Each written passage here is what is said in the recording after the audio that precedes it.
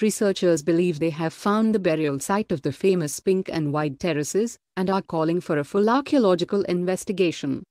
Using reverse engineering and surveying works of 19th-century geologist Dr. Ferdinand von Hochstetter, researchers Rex Bunn and Dr. Sascha Nolden have deduced the pink and white terraces may have survived the Mount Tarara eruption, 131 years after the eruption which engulfed them. Their paper, published this week in the Journal of New Zealand Studies, plotted the three terrace locations beneath land, and not under Lake Rotomohana as imagined by 19th-century colonists and accepted by some later researchers. The coordinates for the spring platforms, Totu Kapuarani, Tui Spring and Taratu appear to be 10 meters to 15 meters underground, around the shores of the lake. Nolden, a research librarian, rediscovered Hochstetter's field survey notebooks while curating the Hochstetter Collection Basel in 2010, sharing them with Bunn 6 years later. The diary plotted, in detail, the bearings of Lake Rotomohana and the pink and white terraces as they stood in 1859.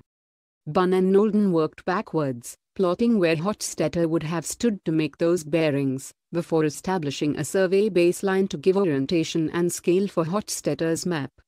It took 8 weeks to harvest the data required to reverse engineer the Compass survey data.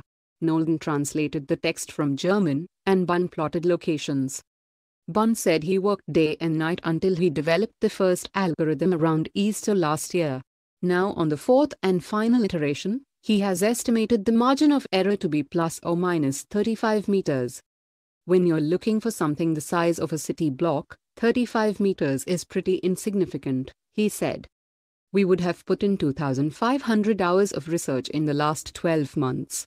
We are confident, to the best of our ability, we have identified the terrace locations, Bunn said. We are closer than anyone has ever been in the last 130 years. Their predictions come 6 years after scientists believed they had discovered part of the pink terraces on the bottom of Lake Rotomohana.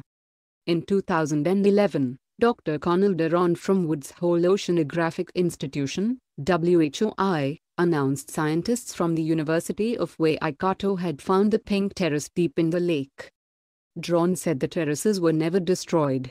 They got completely and utterly covered, and then, when the waters rose, they and their muddy cloak disappeared from view entirely. By 2016, GNS Science had dismissed those claims, concluding the majority of both terraces had been destroyed. The pair say there is no question in the authenticity of Hochstetter's diary. It is ironic GNS Science concluded the terraces were largely destroyed, just as we gained the first evidence the pink and white terrace locations survived, he said in the paper.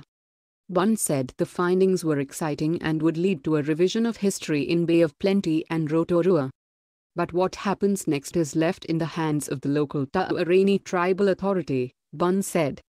He anticipates their research will lead to excavation of the sites, and hopes one day they will be restored to their former glory. The pink and white terraces may in some small way return, to delight visitors to Rotorua as they did in the 19th century. The Mount Tarara eruption occurred in the early hours of June 10, 1886. People awoke to the ground shaking beneath them. Fountains of molten rock and thick columns of smoke and ash rose kilometers high in the sky. Approximately 120 people, nearly all Maori, lost their lives.